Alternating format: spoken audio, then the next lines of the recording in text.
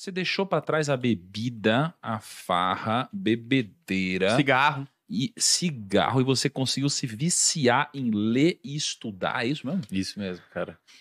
A primeira coisa que você tem que fazer para tentar ter uma alteração comportamental a nível habitual significativa é ter ciclo circadiano regulado. Então, se você dorme errado, é mais ou menos tipo você querer andar com o carro com o pneu furado. Já saiu ruim. O segundo ponto e talvez mais importante, que difere as duas pessoas, quem consegue e quem não consegue mudar um hábito, é o ambiente onde essa pessoa vive, cara. Até que um momento eu comecei a fumar só final de semana, até que outro momento eu comecei a fumar só quando eu via um ou dois amigos, até que um momento eu percebi, cara, eu sempre tô fumando quando eu saio com aquela galera. É sempre quando eu saio com aquela galera que dá vontade de fumar. Então eu parei de sair com aquela galera.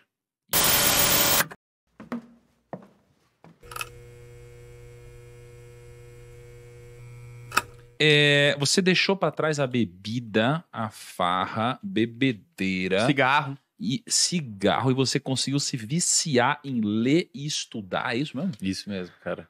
Cara, como? Não é possível. Até 2013, 2014, mais ou menos no meio da graduação de psicologia que eu fiz lá no interiorzinho, bem no interior do Rio Grande do Sul, numa cidade de 60 mil habitantes, eu acho. Eu fiz a minha graduação. Eu fumava uma carteira de cigarro por dia e bebia bastante. E parte da graduação eu fumei cannabis também. E, cara, praticamente a minha vida era isso. Era fazer uso do álcool com função realmente de embriaguez, seja em festa, final de semana com os amigos, etc. Eu era muito sedentário, leve sobrepeso, até que um dia eu já ficava. Eu tinha esses hábitos, né? Não estudava, não dava muita bola para essas paradas, achava que todo mundo era errado e todo mundo era burro, só eu entendia das coisas e não sei o quê. Um perfil até relativamente comum de acadêmicos, né? Até que uma vez, cara, eu fui descer do ônibus para ir para casa e eu tinha que andar umas 2 quadras. E eu cheguei em casa muito ofegante e não tinha subida. Aí eu pensei, caramba, cara, eu não consegui andar 2 quadras sem ficar ofegante. E isso acabou me gerando um alerta. Pô, mas, sei lá, mas se eu tenho que correr de um ladrão, se eu tenho que... Não tenho nem condicionamento minimamente para sobreviver numa, sei lá, na selva. Se fosse no antepassado, eu seria excluído pela seleção natural das espécies. E ali eu comecei a ficar um pouco incomodado. E normalmente, Thiago, a mudança de hábito, as pessoas muitas vezes perguntam, pô, qual que foi a virada de chave? O que você fez ali que virou sua chave? Eu sempre falo que mudança de hábito, ela é uma coisa gradual. Você começa a mudar um hábito quando você começa a se incomodar com aquele comportamento, mesmo você continuando executando aquele comportamento outras vezes, até que em algum momento você tem, de fato, uma configuração contextual que faça você alterar o seu comportamento. Mas não é uma virada de chave. Muita gente acha que é uma virada de chave, por isso começa a academia e uma dieta na segunda-feira e quinta-feira já não consegue mais manter. Porque não é uma virada de chave e não dá para tratar como uma virada de chave. A virada de chave ela é muito lenta e começou aí. Lá atrás, quando eu começava a ficar incomodado com isso, mas continuava. Continuava bebendo, continuava fumando, continuava não sei o quê. Não estudava nada, não pensava em futuro e nada disso. Aí eu comecei acompanhar muitas pessoas que praticavam corrida. E eu comecei a me arriscar na corrida. Então, comecei a correr bem gradualmente, dava uma corridinha, caminhava, corridinha barra caminhar. Tipo, corria assim, 1 quadra, caminhava 2, corria 1, caminhava 2. Sempre no mesmo percurso. Até que chegou um momento eu comecei a correr o percurso inteiro, porque eu fui ganhando uma resistência cardiovascular, cardiorrespiratória. E quando eu comecei a ganhar essa resistência cardiorrespiratória, ou seja, eu comecei a formar ali o hábito da corrida, eu continuava fumando cigarro aos finais de semana e dia de semana, mas já havia diminuído um pouco. Até que em algum momento eu queria começar a pensar em construir uma estrutura de corrida para competir a nível amador mesmo, para tentar finalizar uma provinha de rua qualquer. E o cigarro estava me atrapalhando. Então, eu sempre falo para a galera que quando você quer formar um hábito bom, quando você quer destruir um hábito ruim, é interessante você criar um bom que tenha uma competição com esse outro. Então, por exemplo, o cigarro começou a atrapalhar a minha evolução na corrida. Então, eu comecei a ficar puto de fumar. Falei, pô, não acredito, cara. Porque antes fumar cigarro pra mim tinha uma função. Uma função social, os meus amigos fumavam, então na hora do café a gente fumava, na hora do intervalo da aula a gente fumava, trocava uma ideia. Era uma função social para interagir com aquele ambiente, com aquele contexto. Então o cigarro tinha uma função legal na minha vida. Eu sempre falo, a gente pode falar depois se vocês quiserem sobre isso, mas tem uma máxima na psicologia comportamental que é todo comportamento tem uma função. Você não se comporta sem função. Você tem uma função para tudo, tem uma função. E o cigarro tinha essa função. E depois de um tempo que eu comecei a correr, o cigarro começou a ter uma função pejorativa dentro do meu repertório comportamental, que era atrapalhar minha corrida. Então, mesmo eu perpetuando aquele comportamento de fumar por conta de circuitos cerebrais que haviam sido formados pelo próprio poder aditivo da nicotina, eu começava a ficar irritado de fumar. É mais ou menos quem desliza na dieta feio no final de semana e fica triste depois.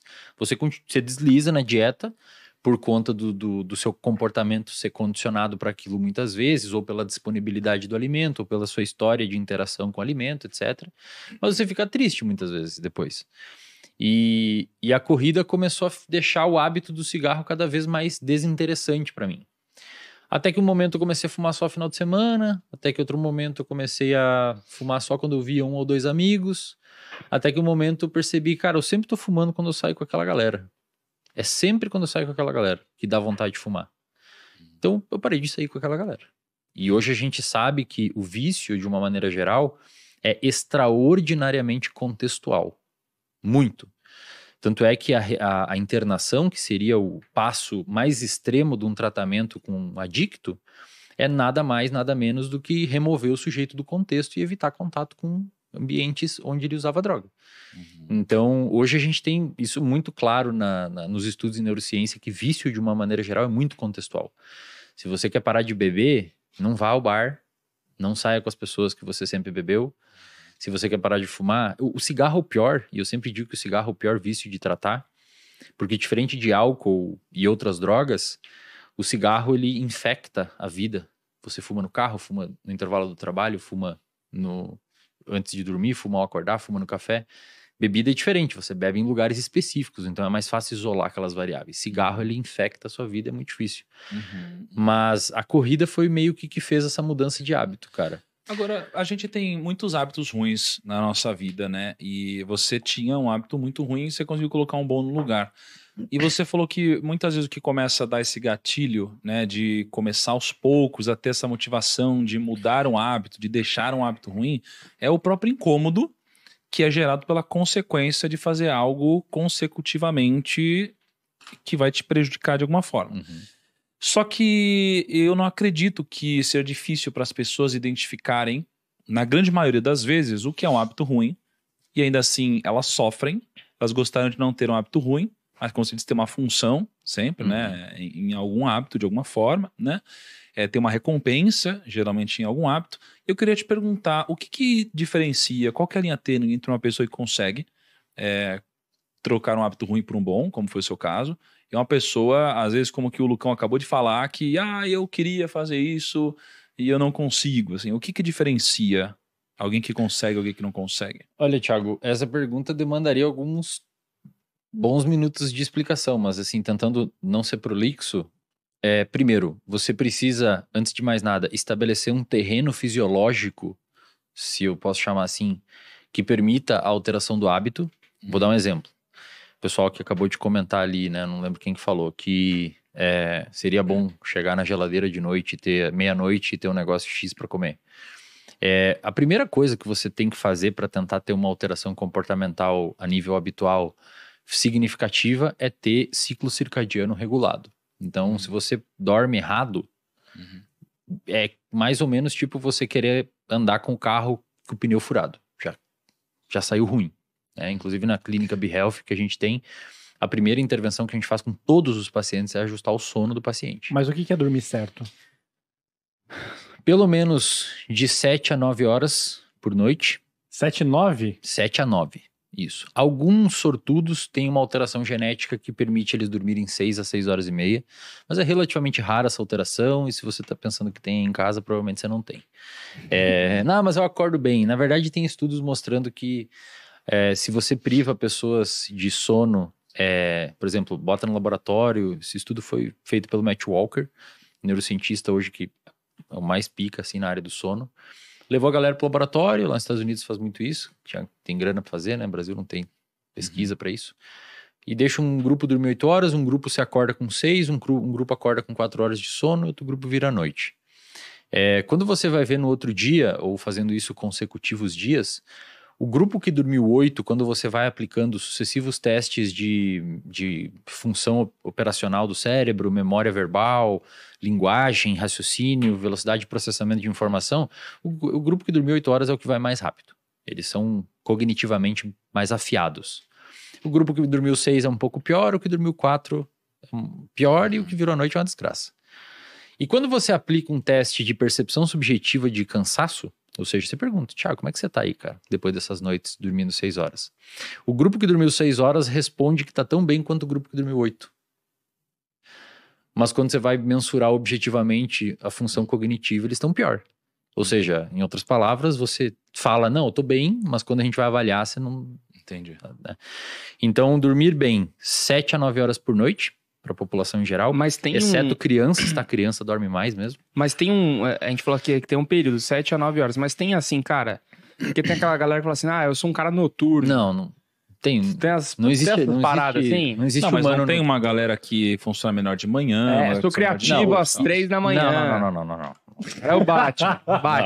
É o trabalho à noite. Cara, não existe animal, o ser humano não é noturno. Alguém enxerga no escuro aqui? Enxerga. A gente não é noturno. Mas não tem aquele negócio, tipo, eu trabalho melhor de manhã. Tem os cronotipos. Tem os cronotipos. Então, o que é isso? Mais ou menos 50% é a divisão de matutino e vespertino. Matutino é tipo eu durmo 9h40 da noite e 9h40, 10 horas da noite eu durmo e acordo 5h30, 6 horas. Naturalmente, se deixar, meu cronotipo é assim. E outras pessoas são vespertinas. Tendem a dormir 10h30, 11, 11h30 e acordar 8, 8h30. Mais que isso não existe, tá? Mas eu acordo às 11, eu sou vespertino. Não, você tá errado, tá dormindo errado. Você o quê? Vagabundo, então? É vagabundo. Quando você chegava da escola, assim, você da época da escola, você mas chegava ele falou que 1 da tarde, dormia a tarde inteira. Criança e jovem. Criança e jovem, adolescentes, de uma maneira geral, tem um processo de vespertinilização. Adolescentes, eles tendem a dormir mais ou menos meia-noite e acordar um pouquinho mais tarde. Por isso que escolas, por exemplo, que obrigam o adolescente a acordar 6 horas para pegar um busão para ir para a escola, cara, é um crime contra o sistema biológico sempre do adolescente. Ele acorda, inclusive, mole, assim, ó. Ele acorda no meio do sono profundo. Então, dormir bem. 5 horas da manhã, todo dia. 7 a 9 horas por noite, passando por todas as fases de sono. Só pra gente não perder a resposta, porque a gente entrou no sono, mas o objetivo é responder sim, que alguém eu vou consegue... voltar lá. Então, primeiro ponto é você ter um sono adequado, porque até onde a gente sabe, a aprendizagem, de uma maneira geral, tanto implícita quanto explícita, ou seja... As aprendizagens explícitas seria você saber onde é a capital do Brasil, o que é um CDI, essas coisas é uma aprendizagem explícita, você sabe que sabe. A aprendizagem implícita são hábitos. O hábito é uma aprendizagem, envolve uma mudança de circuito no seu cérebro para você conseguir alterar o seu comportamento. Essa mudança de circuito no cérebro, ela é sonodependente. Então a pessoa que dorme mal já vai ter mais dificuldade de mudar hábitos. Porque você, de certa forma, é como se você não tivesse o cimento muito bom para construir uma casa. Vai ser mais difícil você construir uma casa se o seu cimento for ruim. Então, o sono é um pilar fundamental. O segundo ponto e talvez mais importante, que difere as duas pessoas, quem consegue e quem não consegue mudar um hábito, é o ambiente onde essa pessoa vive, cara. Não tem como. É inegociável. Se você vive em meio a pessoas que bebe, fuma, não sei o que e tal... vai ser muito... Você pode até conseguir, tá? Não é 8 ou 80, você pode até conseguir. Mas vai ser muito menos provável você conseguir ter uma alteração significativa de hábito se você vive em meio e a um contexto de pessoas que têm aqueles hábitos ruins do que se você viver em meio a um contexto de pessoas que nutrem outros tipos de hábitos. Então, se você quer alterar um hábito, você deveria se preocupar em andar e conviver com pessoas que tenham os hábitos que você busca. E também, né, vale ressaltar, alterar hábito é uma coisa que a gente fala como se valesse para todos os hábitos, mas tem hábitos e hábitos. Por exemplo, tem até um estudo de uma pesquisadora que tentou quantificar quanto tempo a gente demora para formar um hábito. Tem a história dos 21 dias, não sei se vocês já ouviram, né? Que não tem essa... Não... São 66, não é? Média de 66 dias para formar um hábito, só que é uma média que varia de 14 dias a quase 300. Lá vem aí o desafio de 66 dias, hein? Não, para com isso. isso. 5 e 6 da manhã, 66 dias Não, consecutivos. cara, isso aí eu perdi uns anos de vida com esses desafios. aí, cara. Tá na hora de, né? Aí, ó. Não. Você tá com uma carinha tão eu, bem. eu tinha que dormir 4 horas por dia por causa disso. Eu perdi cabelo, engordei. Ah, a culpa foi minha. É, culpa totalmente do Thiago. Cabelo branco, ó. Thiago. E assim, Que Thiago, loucura. os hábitos são distintos nesse estudo de 66 dias, cara. Por exemplo, ela tinha o hábito da pessoa beber mais água, tinha o hábito de comer uma fruta e de fazer exercício. Tá. O que ela viu? O hábito de beber mais água foi o mais rápido a ser formado, em média, nas pessoas. Porque é mais fácil. Uhum. Você deixa a garrafa aqui no seu lado. É diferente de você ter que ir à academia, que envolve interação social, envolve deslocamento, envolve abrir mão de um tempo da sua vida para fazer aquilo. Problema de interação social mesmo. Mas às vezes a pessoa demora para formar o hábito porque tem essas barreiras para vencer. Então, hábitos mais simples são mais fáceis de formar e hábitos que envolvam um complexo muito grande acabam demorando mais. Salve família, canal Mente e Evolução para você que busca autoconhecimento, espiritualidade, sabedoria, entre outros assuntos que vão te ajudar na tua caminhada pessoal. Se inscreve no canal, deixa seu like, comenta e compartilha.